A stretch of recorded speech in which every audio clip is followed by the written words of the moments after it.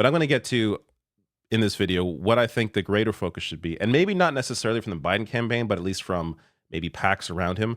But first, I want to show you some data here to show you that, again, there are not many swing voters. So this is a poll from the New York Times. We were able to recontact nearly 2,000 voters we polled in April and May. Back then, this group supported Trump by 3 points. So they were contacted. This is before the verdict, Trump leading by 3. After the verdict, there was a modest shift towards Biden. Trump still up by 1. So a swing of 2 points over Trump being found guilty. Swing voters are not going to be the deciding factor here. These people, they don't exist. They're ghosts. So this should not be the focus. But I got to show you how the Trump campaign reacted to this. A Trump campaign spokesman said the Biden campaign's new ads demonstrated that Mr. Biden had led a coordinated attack against Mr. Trump, a theory of which there is no evidence. In addition to the New York case, Mr. Trump has been indicted in 2 separate federal cases and 1 case in Georgia. Quote, Joe Biden and his campaign are stupid enough to highlight how they have weaponized the justice system to attack the leading presidential candidate and their opponent in order to interfere in the election, said Stephen Chung, a Trump campaign spokesman. Quote, the Biden campaign has spent tens of millions of dollars in advertising, yet their numbers have not changed. I mean, this is fair. I guess that's a fair attack. The other one is obviously ridiculous. But this gets to policy mattering. Biden's far-right position on Israel matters when it comes to turnout. People that care about human rights that vote is going to be impacted come November. So again, that is the greater issue here. But the other issue is Biden's age. And this gets to what I think the Biden campaign or people around them should focus on. So this was over the weekend. Trump, let's just watch this. He doesn't even know what the word inflation means. I don't think if you gave him a quiz, I think he should take a cognitive test like I did. I took a cognitive test and I aced it. Doc Ronnie Johnson. Does everyone know Ronnie Johnson, congressman from Texas? He was the White House doctor. And he said I was the healthiest president he feels in history. So I liked him very much immediately.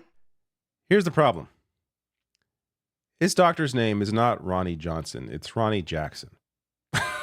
So this made a lot of headlines for obvious reasons. He is bragging about how smart he is, slamming Biden for being, mentally unfit while getting the name of his doctor wrong.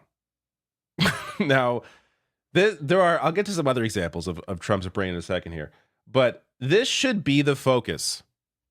Moments like this should be a focus of the people supporting Biden that have money. Now, I'm saying that because I don't necessarily think that there should be attack ads from the Biden campaign ending with, I'm Joe Biden, I approve this message, when he is attacking Trump's mental unfitness, because that just, let's just be obvious, or let's just be clear.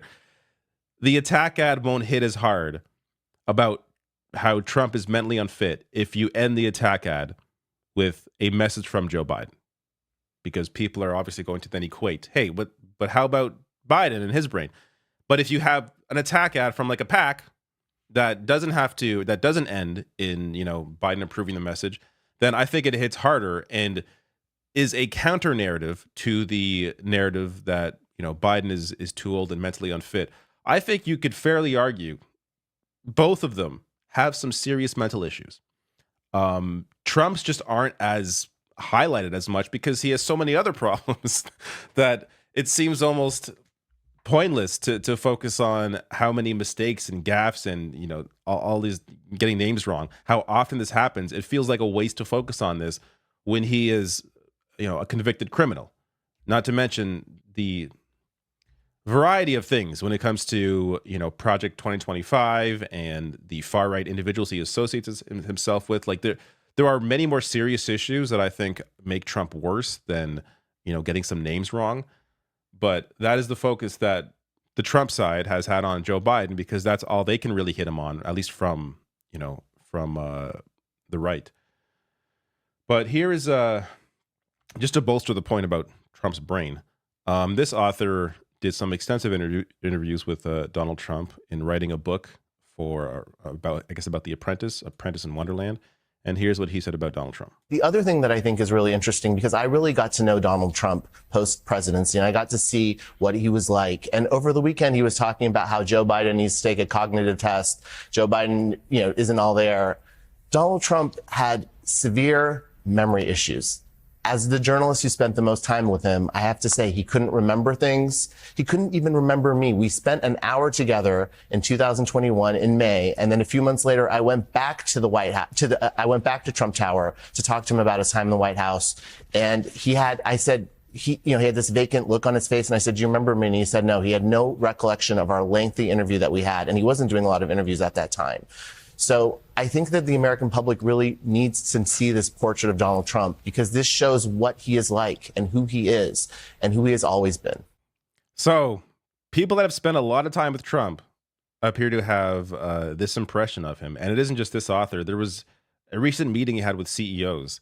And I don't know why they were surprised, but apparently the CEOs were surprised at how just all over the place Donald Trump was. There's also, there are just countless examples. Video of Trump confusing E. Jean Carroll with ex-wife in deposition, like insane. Trump confuses Nikki Haley with Nancy Pelosi, talking about Jan 6. This is something that even Nikki Haley commented on when she was still running against Donald Trump, saying, quote, "He mentioned me multiple times in that scenario. The concern I have is, I'm not saying anything derogatory, but when you're dealing with the pressures of the presidency, we can't have someone else that we question whether they're mentally fit to do this." And now, of course, she has endorsed Trump, because obviously, but she was even saying this at the time. And, there's many examples. Here's another one. Trump confuses Biden with Obama. Again, here are 8 other recent times. So apparently Trump over and over and over again has confused Biden with Obama. And you could search up more. Just look up, Trump gaffe, Trump brain. Like there are many examples of this. They're just the Democratic Party and the groups supporting the Democratic Party aren't as focused on that, because they see greater issues at hand. But if you want to really combat the narrative against Biden and his age and his cognitive issues, as I'm currently having some right now, then a great way to do that would be to focus on Trump's own problems in that same area.